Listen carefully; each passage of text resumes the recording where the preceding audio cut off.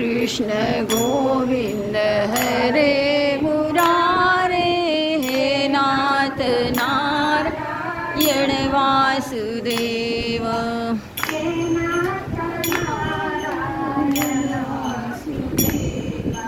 हे कृष्ण गोविंद हरे मुरारे, हे नाथ नारायण वासुदेवा।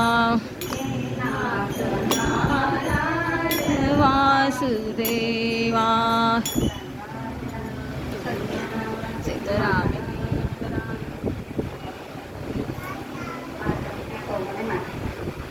आणि पौर्णिमा आपण नेहमी सांगितले की पौर्णिमा कधी सोडायची नाही, पौर्णिमेला आलंच पाहिजे। आणि पौर्णिमेला आल्यानंतर मी काय चाललेलं आहे आपलं भजन सगळं काय करायचं आपल्याला, अगदी अगदी टोकावर येऊन बसायचं नाही, तर सर्व करण्यासाठी तर हजर राहायचं। हा सत्संग असतो आणि सत्संगासाठी म्हणून मला सांगायचं नाही तुम्ही येत जा, नेहमी तर या, पण पौर्णिमा अजिबात सोडू नका, पौर्णिमेला यायलाच पाहिजे। कारण सत्संग हा सत्संग या सत्संगामुळे आपल्याला काय फायदा होत असतो।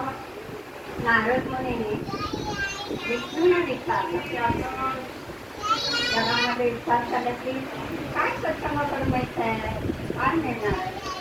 शिवाय त्या नारदाने त्याला विचारलं विष्णूला, त्यावेळी ते म्हणाले तुला मी एक सांगतो ते करतो। आता तुम्ही त्या बागेमध्ये खोपट बसलाय आणि ते डोक्याला जाऊन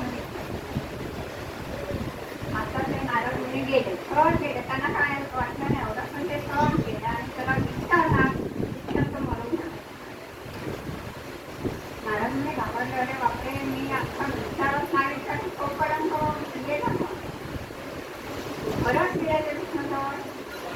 म्हणाले आता तुझे सरकार तिथे त्याला जाऊन विचार, परत गेले खाली, परत त्या सरकारजवळ विचारणार सत्संगाचा महिमा काय विचारतो, तोंडा पुन्हा विचारतो पटांना पण असं करता करता परत विष्णूजवळ गेला नारद, आणि नारदाने परत विष्णूला म्हटलं आता ते असं काय काय चाललंय ते मला कोणाला तर विचारणार नाही म्हणे, तू आता एक काम कर, एक राजवाड्यामध्ये राजाला मुलगा त्याच्याजवळ जा आणि त्या मुलाला तर तो नारद मुनी काय म्हणते की आता कसं काय आणि तर म्हणून बापरे याला विचाराने आता काय झालं तर कसं ना, तर तरी पण देवी नारद मुनी दरबारामध्ये तर नारद मुनी आल्या म्हटल्यावर त्याचं स्वागत किंवा स्वतःच्या राजाने केलं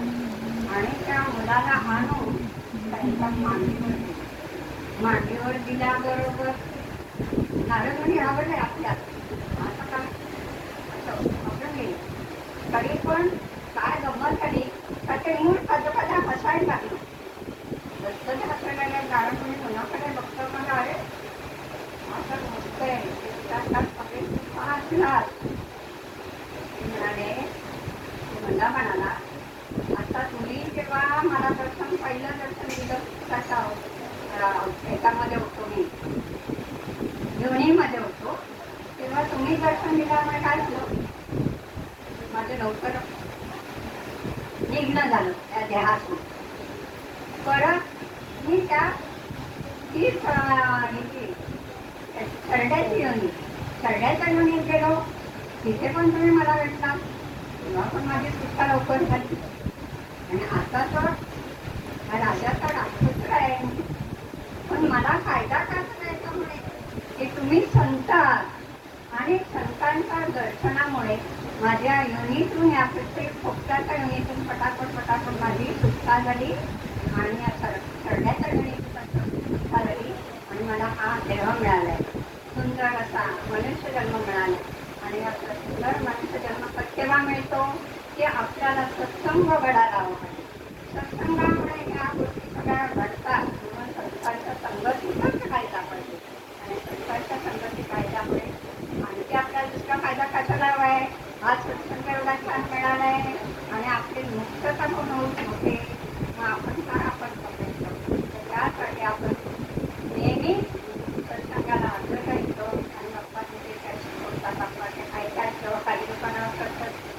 जाऊया नुसते पाऊल लावूया आणि जाऊया घरी. पण तसं नसतं.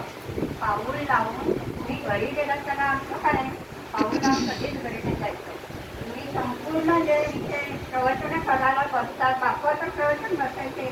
बापा आता मगाशी मला इतका असा आनंद झाला की व्यासपीठावरून सगळ्यांना कुंकू लावलं गेलं.